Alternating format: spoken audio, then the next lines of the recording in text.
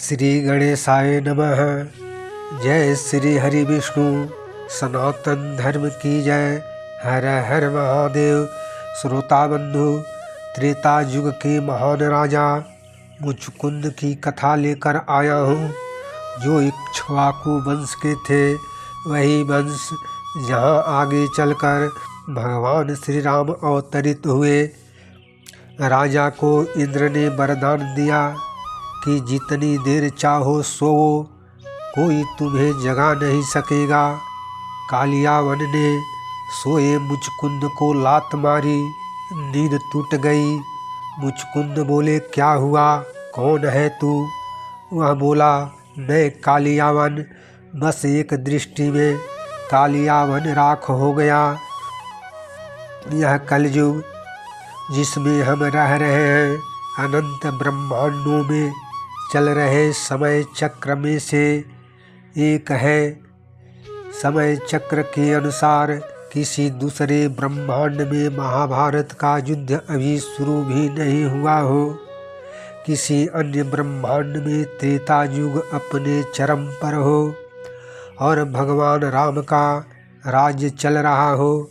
सुनने में हमें चौंका देगा, लेकिन हमारे पुराणों में कुछ ऐसे रहस्य छुपे हैं जो हमें हैरान कर देने वाली संभावनाओं को जीवंत कर देते हैं। यह एक ऐसा गहरा सवाल है जो हमारी सच्चाई की नींव को हिला सकता है।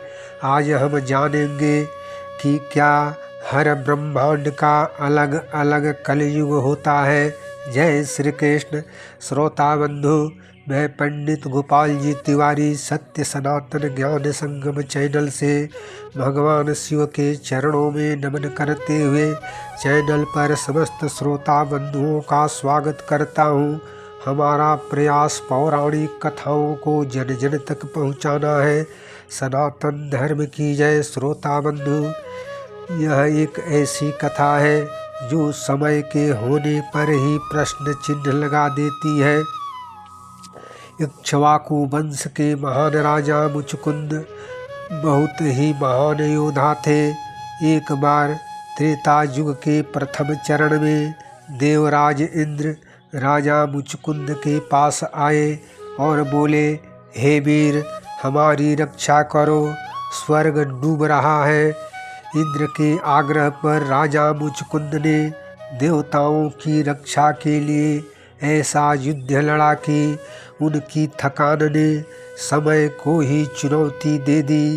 त्रेता युग में जब देवताओं और असुरों के बीच महायुद्ध छिड़ा, तब असुरों की सेना इतनी विशाल और क्रूर थी कि स्वर्ग लोक की नींव हिल रही थी। देवता हार के कगार पे थे। तब इंद्र ने सोचा कि अब किसका सहारा ले। तब उनकी नज़र पड़ी पृथ्वी पर। इक्ष्वाकु वंश के महान राजा मुचकुंद पर। वे अपनी वीरता के लिए विख्यात थे। मुचकुंद एक ऐसे योद्धा थे जिनके बाणों की गति स्वर्ग के तीरों से भी तेज थी और उनकी रणनीति इतनी चतुर कि असुर भी कांपते थे।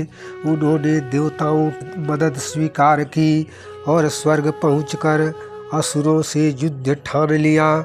युद्ध इतना भयंकर था कि आकाश में बिजली गिरती रही, पृथ्वी कांपती रही और समय रुक सा गया। राजा मुचकुंद ने असुरों के सेनापतियों को एक एक करके धराशायी किया। उनके तीर असुरों के सेना को चीरते हुए निकलते थे और उनकी तलवार की चमक से अंधेरा छट जाता था। लेकिन यह युद्ध सालों तक चलता रहा। मुचकुंद थक कर चूर हो गए। उनका शरीर घावों से भरा था, लेकिन उनकी इच्छा शक्ति अटूट थी। आखिरकार देवताओं को विजय मिली। असुर भाग खड़े हुए और स्वर्ग में यज्ञ मनाया जाने लगा। इंद्र ने प्रसन्न होकर राजा मुचकुंद को बुलाया और कहा, हे वीर, हे राजा, तुमने अपना राज्य परिवार छोड़कर हमारी रक्षा की, मांगो जो वरदान चाहो, स्वर्ग का राज्य, अमरता या अनंत धन वैभव। लेकिन मुचकुंद ने कहा, हे देवराज, मैं इतना थक गया हूँ कि एक गहरी नींद चाहता हूँ, ऐसी नींद कि कोई मुझे जगा न सके, जहाँ समय की कोई बाधा न हो। इंद्र मुस्कराए, जाओ सोओ, तुम्हारी नींद कोई भंग नहीं कर सकेगा, और जो कोशिश करेगा वह तुम्हारे नेत्रों की आग से भस्म हो जाएगा। राजा मुचकुंद पृथ्वी पर लौटे और एक अंधेरी गहरी गुफा में प्रवेश कर गहरी निद्रा में लीन हो गए। अब सोचिए वह नींद कितनी गहरी थी। बाहरी दुनिया बदलती रही। त्रेता युग बीत गया, द्वापर युग आया, महाभारत का युद्ध लड़ा गया, कृष्ण ने गीता का उपदेश दिया, लेकिन मुचकुंद सोते रहे। समय के चक्र घूमते रहे। सतयुग से कलयुग तक का एक पूरा चक्र, चतुर्युग गुजर गया, फिर दूसरा, फिर तीसरा, लाखों साल बीत गए, लेकिन गुफा में जैसे समय ठहरा हुआ सा था। फिर आया वो दिन जब भगवान श्री कृष्ण मथुरा में जरासंध और कालियावन के हमले से जूझ रहे थे। कालियावन एक अजेय यवन राजा था, जिसे भगवान शिव से वरदान मिला था कि कोई भी युद्ध में उसे मार नहीं सकता। श्री कृष्ण ने चतुराई से उसका पीछा किया और उसी गुफा में ले आए तथा सोए हुए राजा मुचकुंद पर अंधेरी गुफा में अपना पीताम्बर डाल दिए। कालियावन ने गुफा में सोए हुए राजा मुचकुंद को ही श्री कृष्ण समझ लिया। गुस्से में उसने राजा मुचकुंद को लात मारी और जैसे ही मुचकुंद की आंखें खुली, उनका क्रोध ज्वाला बनकर फूट पड़ा।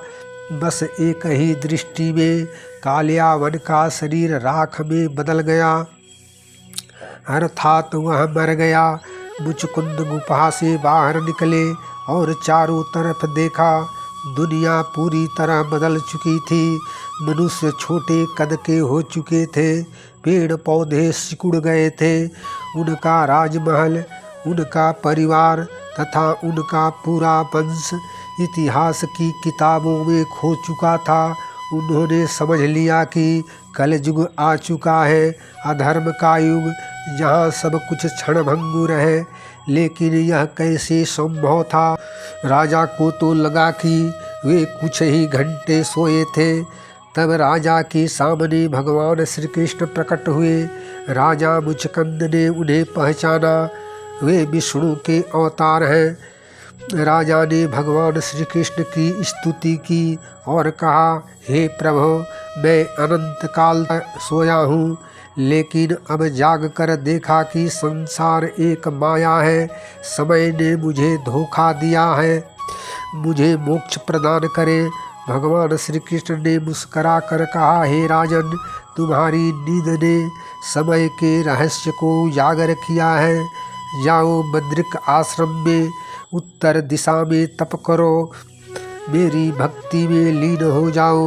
मुचकुंद हिमालय की ओर बद्रिक आश्रम को गए और वहाँ ध्यान में लीन होकर तप किए, मोक्ष प्राप्त किया। यह पौराणिक कथा हमें शिक्षा देती है कि समय हर जगह एक जैसा नहीं बहता। एक गुफा में सोते हुए युग बीत सकते हैं, जबकि बाहर ब्रह्मांड के चक्र घूम चुके होते हैं। हिंदू धर्म ग्रंथों के अनुसार अलग अलग लोकों, गुफाओं या ब्रह्मांडों में समय की चाल अलग अलग होती है। इसी तरह कागभूषुंडी जी की कथा, जो रामायण में वर्णित है, अनंत ब्रह्मांडों में ले जाती है, यहाँ एक ही घटना अनंत रूपों में घटित होती है। कागभूषुंडी जी एक कौवा था, लेकिन साधारण नहीं, वह भगवान शिव का परम भक्त था और समय के रहस्यों का ज्ञाता। उसने रामायण को न सिर्फ एक बार बल्कि हजारों बार देखा। एक बार गरुड़ जी भगवान विष्णु के वाहन प्रभु राम की लीला देखकर हैरान थे। उन्हें लगा कि श्री राम एक साधारण मानव हैं, फिर उनकी इतनी महिमा कैसे। गरुड़ जी भगवान शिव के पास गए और भगवान श्री राम के बारे में अपना संशय बताए। भगवान शिव ने पक्षीराज गरुड़ जी को कागभुसुंडी जी के पास भेजा। कागभुसुंडी जी ने गरुड़ जी को बताया कि मैंने राम की लीला अनंत बार देखी है, हर बार थोड़ी अलग, हर बार एक नए ब्रह्मांड में देखा है। कभी राम का जन्म अयोध्या में होता है, कभी किसी और लोक में होता है, कभी रावण 10 सिर वाला होता है, कभी ज़्यादा सिर वाला होता है, कभी सीता का स्वयंवर अलग तरीके से होता है, कभी लंका का युद्ध में अलग अलग सहयोगी होते हैं। गरुड़ जी हैरान रह गए। कागभुसुंडी जी ने बताया कि उन्होंने कई चतुर्युग देखे हैं, सतयुग से कलयुग तक के चक्र देखे हैं। एक बार वे एक ऐसे ब्रह्मांड में थे जहाँ कलयुग इतना भयंकर था कि पूरी पृथ्वी विनाश के कगार पर थी, लेकिन श्री राम की कृपा से नया सतयुग शुरू हुआ। दूसरे ब्रह्मांड में त्रेता युग भी चल रहा था और श्री राम का राज अनंत काल तक फैला हुआ था। कागभुसुंडी जी ने बताया कि वो अमर हैं, क्योंकि शिव ने उन्हें वरदान दिया है, उन्होंने समय की यात्रा की है। कागभुसुंडी जी कहते हैं कि हर ब्रह्मांड में युग अलग अलग चाल से चलते हैं। कहीं महाभारत अभी होने वाला है, कहीं राम रावण युद्ध दोबारा हो रहा है। यह कथा हमें संदेश देती है कि ब्रह्मांड में समय अलग अलग है और घटनाएं भी अलग अलग तरीके से हो रही हैं। एक ब्रह्मांड का कलयुग दूसरे सतयुग से जुड़ सकता है। अब इन दोनों कथाओं में राजा मुचकुंद की नींद और कागभुसुंडी जी की समय यात्रा को जोड़ते हैं। अगर मुचकुंद की गुफा में समय ठहर गया था और कागभुसुंडी जी अनंत रामायण देखी, तो क्या यह संभव नहीं है कि हर ब्रह्मांड का अपना कलयुग हो। एक कलयुग में हम कलयुग के अंधेरे में संघर्ष कर रहे होते हैं, लेकिन किसी अन्य ब्रह्मांड में कोई सतयुग की शांति में जी रहा है। कहीं महाभारत का युद्ध अभी प्रारंभ होने वाला है, या राम का राज्य अन्य ब्रह्मांड में धर्म के अनुसार फैला हुआ हो, जहाँ लोगों के बीच खाली जगह में भ्रम पैदा होता है। जैसे कागभुसुंडी जी ने अलग अलग रामायण देखी, वैसे ही हर ब्रह्मांड में अलग अलग युग चल रहे होते हैं, समय भी अलग अलग है। राजा मुचकुंद की नींद जैसी अनंत आकाश में ब्रह्मांड अलग अलग तैरते हैं और हर ब्रह्मांड का अलग अलग अपना समय चक्र होता है। यह कथा हमें गहरा दार्शनिक संदेश देती है कि हमारा कलयुग अनंत ब्रह्मांड में बसा एक छोटा सा बुलबुला है। कागभुसुंडी जी की तरह शायद हमारी आत्मा भी इन ब्रह्मांडों के बीच यात्रा करती हो। एक ब्रह्मांड में कलयुग का अंत, दूसरे ब्रह्मांड में सतयुग शुरुआत। राजा मुचकुंद की जागृति हमें सिखाती है कि सोते हुए भी समय गुजरता है, लेकिन जागकर या आत्मा की जागृति कर हम मोक्ष पा सकते हैं। यह घटना निराशा नहीं बल्कि अनंत संभावनाओं की उम्मीद जगाती है। कहीं अंधेरा है तो कहीं रोशनी भी है। अनंत ब्रह्मांड की जय। श्रोता बंधु, राजा मुचकुंद की ज्ञानवर्धक कथा, जिसमें अनंत समय चक्र का ज्ञान प्राप्त होता है, सुनकर लाइक करें, शेयर करें, कमेंट करें तथा चैनल को सब्सक्राइब जरूर करें।